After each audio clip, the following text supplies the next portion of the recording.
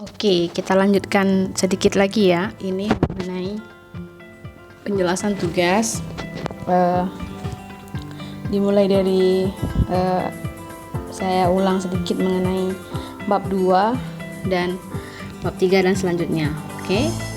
Tadi di video sebelumnya saya sudah menjelaskan mengenai aspek-aspek variabel itu harus sesuai dengan grand theory. Kemudian subjudul yang selanjutnya yang harus ada di bab 2 adalah faktor yang mempengaruhi variabel. Kemudian yang terakhir, pendekatan teoritis subjek penelitian. Nah, di bab 2 juga kita perlu mencantumkan siapa responden kita dan kemudian kita definisikan secara teoritis ya. Teoritis dan praktis, dua-dua. Kenapa harus keduanya? Karena misalnya karena kita menggunakan background penelitian psikologi, maka ketika di sana ada responden anak-anak, remaja, dewasa, itu semua ada teorinya. Dan di contoh video sebelumnya itu tadi saya mencontohkan judul penelitiannya regulasi emosi korban perceraian.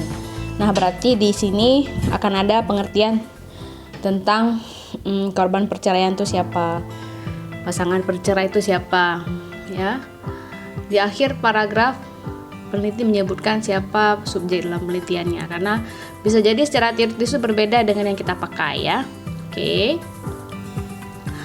Bab 3 masuk ke dalam metodologi penelitian. Yang pasti dimulai dengan introduction, penjelasan bahwa penelitian ini menggunakan penelitian kualitatif, sebutkan apa isi bab ini, kemudian menggunakan model penelitian kualitatif yang mana, misalnya fenomenologi, studi kasus, autobiografi dan lain-lainnya, disebutkan di bagian awal bab 3. Selanjutnya, bab 3 berisi dengan definisi operasional. Nah, ini sebenarnya saya sadur dari format penelitian kuantitatif. Tapi boleh saja kita menggunakan ini juga di kualitatif. Variabel akan dijabar. Jadi di definisi operasional ini isinya adalah pengertian variabel secara operasional akan dijabarkan dalam bentuk pertanyaan-pertanyaan yang nantinya akan menjadi guideline wawancara berdasarkan aspek-aspek dan tujuan penelitian. Jadi definisi operasional ini isinya adalah nanti dari kan tadi kita sudah breakdown dari grand theory, ada aspek-aspek. Nah, nanti di lapangan si grand theory tetap menjadi guide dasar ya, yang kemudian akan dipecah-pecah menjadi lebih praktis dalam guideline wawancara. Apa bedanya dengan kuantitatif? Di sini pertanyaannya tidak sedetail dan terlalu banyak. Namanya juga wawancara, guideline wawancara ya. Dan di lapangan nanti bisa jadi ini arah guideline wawancara ini bisa mengarah, meluas, dan bervariasi sesuai dengan jawaban responden. Jadi tidak ada ya hal yang kaku. Misalnya tadi contohnya regulasi emosi korban perceraian, maka untuk guideline wawancara yang pertama kita akan mengarah pada aspek-aspek sesuai dengan grand theory. Kira-kira regulasi emosi itu isinya apa aja, baca teorinya, dan kemudian peneliti boleh menambahkan, kayaknya di Aceh itu kalau regulasi emosi itu cocok ditambah dengan beberapa pendekatan Islam misalnya. Ataupun di lapangan ketika sedang bertanya kepada responden, ternyata ada regulasi emosi ataupun dimensi regulasi emosi lain yang dimunculkan oleh responden, maka itu bisa di probing ataupun ditanyakan lebih lanjut dan bisa berkembang menjadi subtopik ataupun aspek baru ya, bisa menemukan aspek baru dalam penelitian di lapangan. Itu yang membedakan penelitian kuantitatif dan kualitatif. Selanjutnya populasi penelitian. Sebenarnya di kualitatif ini mengenai populasi dan sampel tidak sama seperti penelitian kuantitatif ya, karena kita tidak dalam rangka mengambil sampel untuk mewakili populasi. Yang namanya penelitian kualitatif berarti sampelnya itu tidak akan pernah akan menjadi perwakilan dari suatu populasi penelitian. Maka metode sampling yang dipakai dalam penelitian kualitatif itu biasanya terbatas ya. Misalnya snowball sampling. Snowball sampling itu kita menemukan satu orang key informant atau sampel atau partisipan, kemudian kita tanyakan orang yang lain dari responden itu sendiri. Dan Apakah perlu menjabarkan siapa populasi penelitian? Oke-oke saja, tapi ingat itu tidak dalam rangka dengan tujuan untuk mewakili sebuah populasi ya. Jadi kita hanya membatasi saja. Di populasi ini dijelaskan pembatasan bahwa siapa responden penelitian. Metode samplingnya nanti silahkan pelajari lagi jenis-jenis metode sampling yang biasa dipakai dalam kualitatif. Bisa snowball, bisa purposif. Yang pasti jumlah sampel penelitian dalam kualitatif tidak mungkin rame ya, tidak mungkin banyak. Tidak mungkin sampai 30 misalnya ya, karena ada proposal yang masuk ke saya tiba-tiba sampelnya 30 orang. Memang mampu kamu mewawancari 30 orang. Yang namanya juga kualitatif, dia sampelnya sedikit. Tetapi untuk penelitian besar, ada proyek-proyek penelitian yang kemudian menggunakan sampel banyak untuk wawancara. Misalnya penelitian penelitian nasional ya misalnya ya. Dan saya pernah terlibat di proyek AOA di ICAIOS Aftermath of AIDS, dan mereka lumayan memiliki sampel yang ramai untuk kualitatif. Oke, jadi itu sangat tergantung pada jenis penelitiannya. Tapi pada dasarnya secara normal sampel penelitian kualitatif itu tidak dituntut untuk ramai ya. Untuk S1 2 orang sudah bisa, 2 3 ya. Kemudian kalau memang masih kurang puas boleh tambah lagi dengan FGD. Tidak hanya diwawancarai dan sehingga sampel lebih banyak, oke, fine gitu ya. Nah, kita lanjut nih, metode dan alat pengumpulan data. Setelah ini akan saya menjelaskan lebih jelas lagi mengenai alat pengumpulan data. Kemudian isinya apa nanti jelaskan di metode dan alat pengumpulan data ini. Menggunakan wawancara saja, ada observasi, ada FGD, focus group discussion, ada analisa dokumen, macam-macam ya. Kemudian apalagi subtema yang harus ada di bab 3, prosedur pengumpulan data. Dijelaskan di sana rencana penelitiannya akan dilakukan kapan, bagaimana, siapa targetnya, bagaimana proses langkah peneliti menemui partisipan, lokasinya di mana, dan apa saja persiapan peneliti sampai proses pengambilan data, merecord, mentranskrip, mengetik hasil wawancara sampai mengcoding menjadi kelompok-kelompok data dalam tema-tema tertentu ya.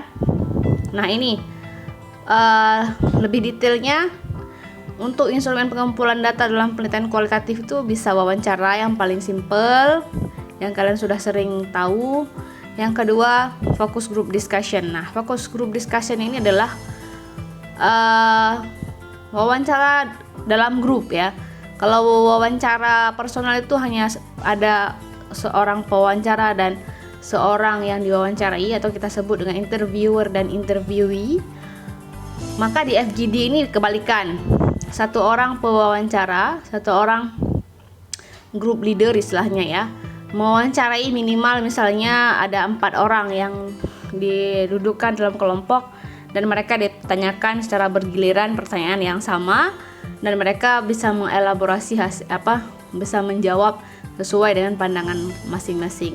Jadi biasanya dalam penelitian kualitatif ini wawancara sering dikombinasikan dengan FGD sehingga peneliti bisa mendapatkan gambaran yang lebih bervariasi dari banyak orang, dan dia juga punya data yang mendalam dari hasil wawancara personal dengan key informant atau disebut dengan partisipan atau disebut dengan subjek penelitian atau disebut dengan sampel penelitian. Oke, selanjutnya observasi. Nah, untuk penelitian-penelitian tertentu yang kualitatif, observasi ini sangat-sangat dibutuhkan. Karena dalam penelitian kualitatif nanti kita akan bicara setelah ini, validitas dan reliabilitasnya akan selanjutnya disebut dengan triangulasi.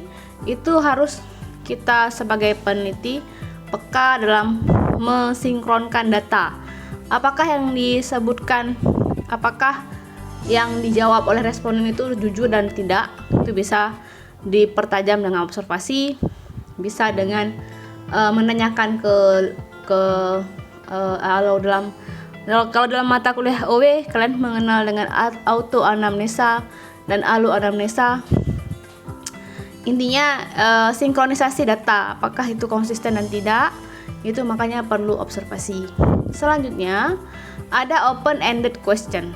Nah, ini lebih simple.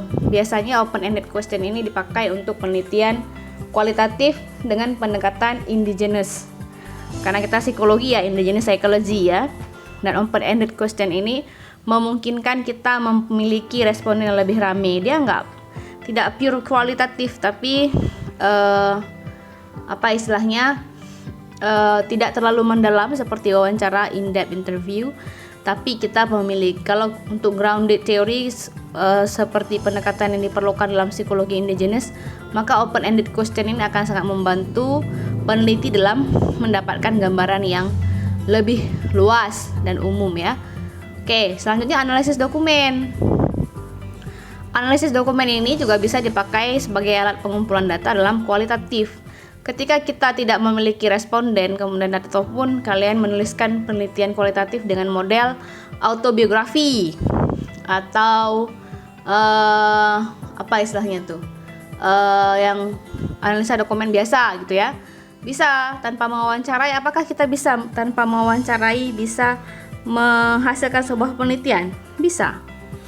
Bisa jadi kalian membuat penelitian review teoritis literatur review ya.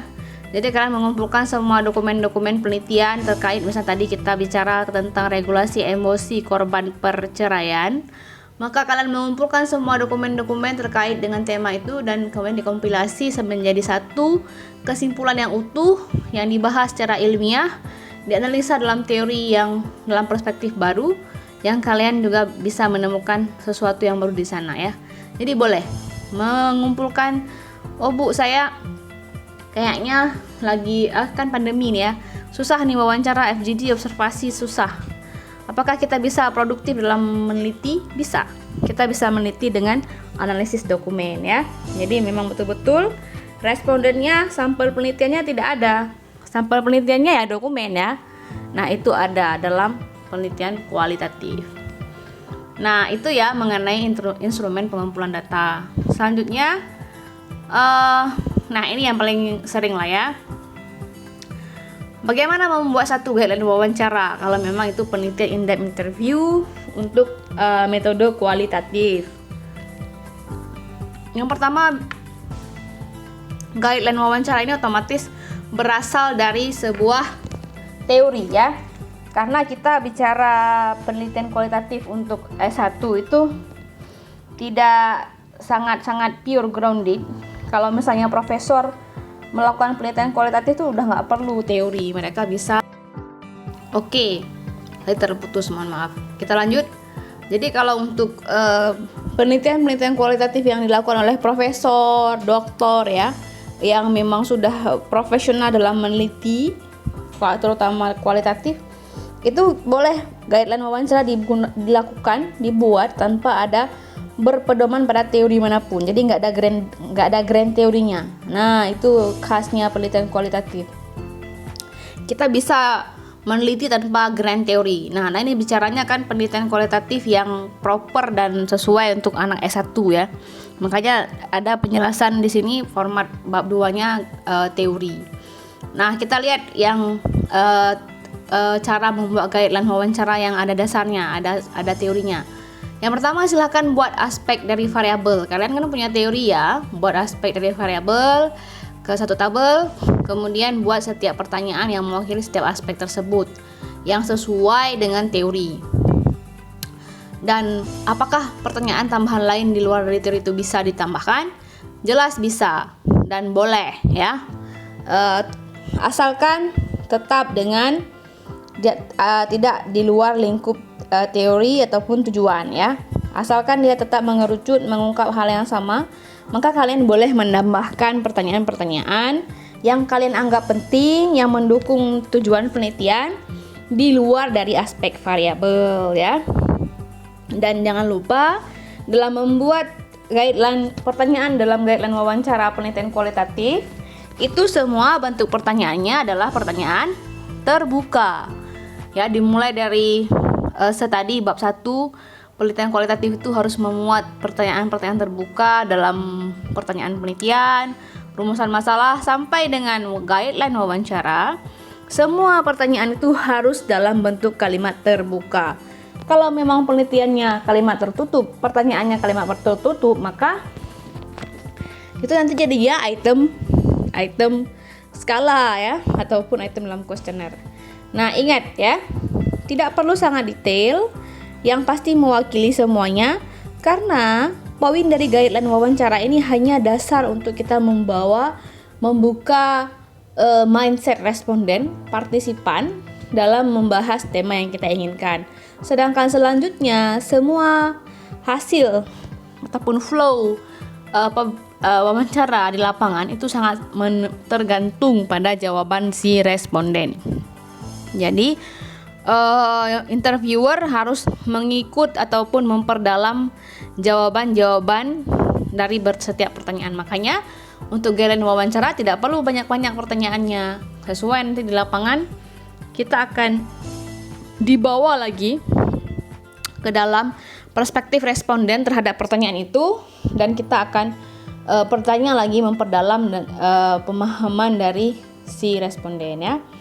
Dan apakah kemudian semua cerita responden itu harus didengarkan di lapangan?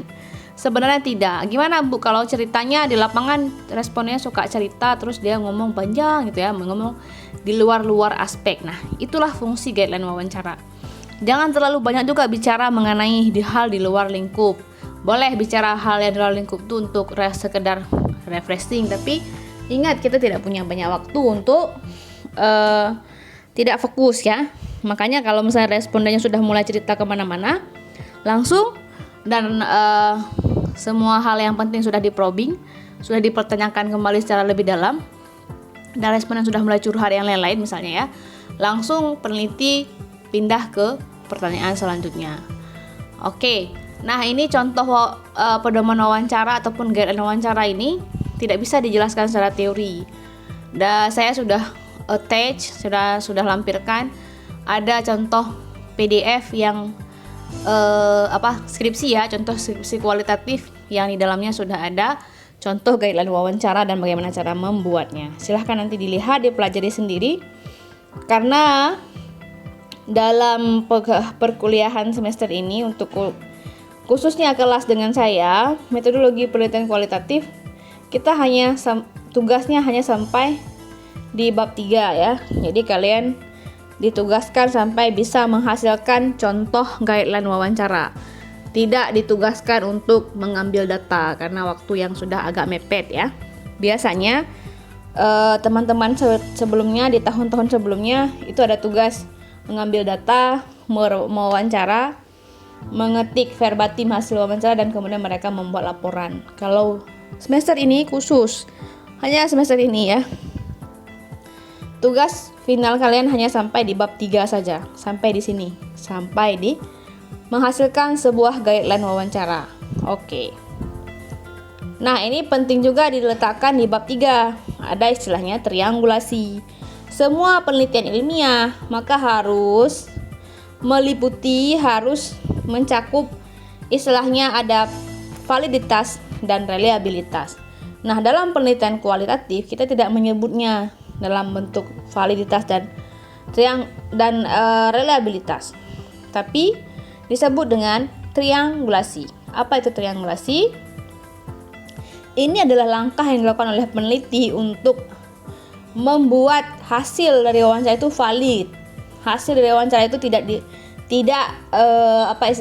konsisten, bisa dipercaya gitu ya. Kalau misalnya definisinya tinggal dibaca aja nih. Namanya juga triangulasi ya. Definisinya ya pendekatan multimetode yang dilakukan peneliti berdasarkan pengumpulan data dan menganalisis data agar fenomena yang dipahami itu agar fenomena di lapangan itu dapat dipahami dengan mendalam dan baik dan satu arah ya. Jadi kita bisa menyimpulkan satu hal dengan pasti gitu, atau disebut dengan deep understanding. Bentuknya seperti apa? Menggabungkan ataupun mengkombinasikan beberapa metode yang dipakai untuk mengkaji fenomena yang saling terkait dari sudut pandang yang berbeda. Misalnya tadi ya, saya sudah menjelaskan sebelumnya contoh triangulasi mengkombinasikan gabungan metode pengambilan data. Kita mengkombinasikan hasil wawancara dengan hasil FGD. Apakah ketika wawancara kita mendapatkan hasil yang sesuai sinkron dengan hasil FGD? Kalau itu sinkron, maka kita sudah mendapatkan salah satu triangulasi itu sudah terpenuhi. Ataupun kita menggabungkan 3 macam. Wawancara, FGD, dan observasi. Tiga hasil ini saling mendukung dan searah. Maka itu berarti triangulasinya sudah terpenuhkan ya. Nah, apa saja jenis triangulasi? Yang pertama ada triangulasi metode. Yang barusan saya jelaskan tuh masuk ke dalam triangulasi metode. Jadi kita mengkombinasikan informasi ataupun data dari wawancara, observasi, dan survei. Misalnya ada survei open-ended tadi ya. Apakah sesuai dan tidak sesuai? Kalau tidak sesuai berarti ini harus dikaji ulang ataupun harus datang lagi ke lapangan sampai dapat hasil yang konsisten. Kemudian juga ada jenis triangulasi antar peneliti. Jadi kita mengambil data, misalnya ada penelitian yang memang agak besar, lebih dari 1 orang dalam pengumpulan data dan analisis data. Misalnya saya sebagai peneliti 1 dan kemudian saya ada kawan, tim peneliti 2, kita mewawancarai tema yang sama kepada responden yang sama. Kemudian kita meng-cross check ataupun menggunakan responden yang sama tapi diwawancarai 2 kali. Pertama saya dan yang kedua peneliti yang lain, ataupun kita membandingkan hasil penelitian yang kita dapat dengan penelitian sebelumnya. Itu juga triangulasi ya. Kalau memang sinkron berarti itu termasuk sudah valid dan reliable. Triangulasi sumber data bisa mengkombinasikan hasil sumber data dari pernyataan verbal, observasi terlibat. Misalnya ada dalam penelitian kualitatif itu juga ada istilahnya participant observation. Bahkan dalam penelitian kualitatif seperti etnografi itu penelitian langsung tinggal di rumah responden. Jadi dia menjadi participant observation. Jadi dia melakukan apa yang dilakukan oleh responden sehingga dia merasakan dan melihat langsung. Jadi observasinya bentuknya seperti itu ya. Jadi bayangkan kalau penelitian kualitatif itu jarak antara peneliti dengan responden itu dekat sekali, bahkan bisa menginap di situ. Kalau misalnya penelitian etnografi malah kalau yang berhubungan dengan budaya, dia bisa berbulan-bulan di satu desa ketika dia ingin melihat sebuah fenomena yang berhubungan dengan budaya. Karena kita psikologi ya, ada berhubungan dengan psikologi budaya di tempat tertentu. Jadi begitu bentuknya penelitian kualitatif. Boleh juga triangulasi sumber data dari dokumen tertulis, arsip, catatan resmi, catatan pribadi, boleh diary misalnya ya, gambar atau foto. Yang selanjutnya triangulasi teori. Tesis statement dibandingkan dengan perspektif teori yang relevan. Jadi misalnya hasil dari penelitian kita tentang tadi ya regulasi emosi pada korban perceraian, kita analisis dengan teori-teori yang relevan dan dia saling mendukung. Itu berarti sudah memenuhi syarat triangulasi. Oke. Tidak harus keempat-empatnya ya, boleh salah satunya saja diambil. Yang paling simpelnya seperti ini bentuknya. Contoh triangulasi data kualitatif ini ya. Jadi dalam wawancara di lapangan, misalnya kita menemukan hasil wawancara konsisten dengan hasil analisa dokumen dan konsisten dengan hasil observasi. Ketiga-tiga ini konsisten dan sama, maka hasilnya sah ya. Dalam penelitian kualitatif bentuk seperti ini disebut dengan triangulasi. Dalam penelitian kuantitatif ini adalah bagian dari validitas dan reliabilitas. Jangan tertukar ya. Nah, selanjutnya ini sudah pernah saya jelaskan dulu. Bagaimana nih kalau udah ngambil data di lapangan? Metode analisis datanya seperti apa? Apa bedanya antara analisis data kuanti dan kuali? Bentuknya seperti ini. Jadi kita sudah ada di tahap pengumpulan data, penyajian data, reduksi data, mengambil kesimpulan, dan kemudian boleh ke lapangan lagi mengumpulkan data lagi. Jadi bentuknya itu berulang-ulang ya. Setelah pengumpulan data bisa langsung direduksi. Reduksi itu apa? Mengurangi ataupun menghilangkan data-data sampah yang tidak ada relevansinya dengan tema penelitian kita. Penyajian data apa? Penyajian data termasuk hasil wawancara itu diketik menjadi transkrip, kemudian di-coding menjadi kelompok-kelompok tertentu sesuai dengan aspek atau tema, kemudian diambil kesimpulan atau verifikasi. Setelah verifikasi pun masih bisa perlu dilakukan lagi reduksi data. Mungkin ada simpulan-simpulan yang tidak sesuai dengan simpulan sebelumnya. Nah, kapan direduksi data simpulan?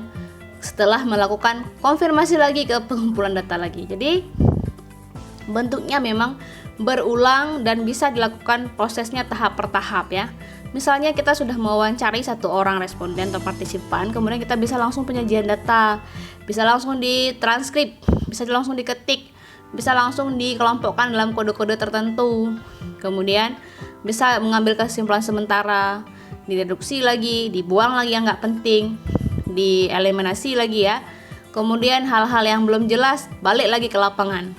Jadi pengumpulan data dan analisis data penelitian kualitatif itu bolak-balik.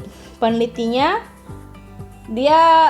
prosesnya itu sedang mengambil data, tapi kemudian dia analisa, dia kembali lagi ke lapangan sampai kapan berhentinya. Ya, kalau dilihat panah ini nggak ada berhentinya ya kan. Dia berhenti ketika data jenuh. Jenuh itu apa artinya? Data kualitatif yang jenuh itu artinya kita sudah tidak menemukan variasi jawaban yang berbeda. Kita kembali ke lapangan, dapatnya itu aja jawabannya, nggak ada lagi jawaban yang baru ya. Berarti datanya sudah jenuh, maka penelitian selesai dan peneliti sudah bisa membuat kesimpulan yang akhir ya. Nah, itu sakralnya sebuah penelitian kualitatif ya sebenarnya ya. Tapi ya untuk anak S1 kadang-kadang buat skripsi cuma sekali ke lapangan, 2 kali saja. Yang penting kalian tahu, penelitian kualitatif yang sebenarnya itu bisa dilakukan sampai seumur hidup peneliti ya, nggak selesai ke lapangan. Jadi seperti itulah penelitian kualitatif dan proses pengumpulan data dan proses metode analisis data yang circle-nya sangat fleksibel. Itu maksudnya fleksibel. Kalau penelitian kuantitatif tidak bisa seperti ini. Kita hanya melakukan sekali jalan. Yang pertama pengumpulan data, yang kedua balik ke kantor, ke lab, ke laptop untuk membuat kesimpulan, menganalisa data. Itu saja yang perlu dilakukan. Kemudian selesai, tidak ada lagi proses pengumpulan data yang kedua. Oke, selanjutnya. Nah, ini ya. Tugas untuk UAS hanya di sini saja. Jadi yang materi setelah ini hanya untuk diketahui saja. Nah, tugas untuk UAS hanya sampai di sini saja.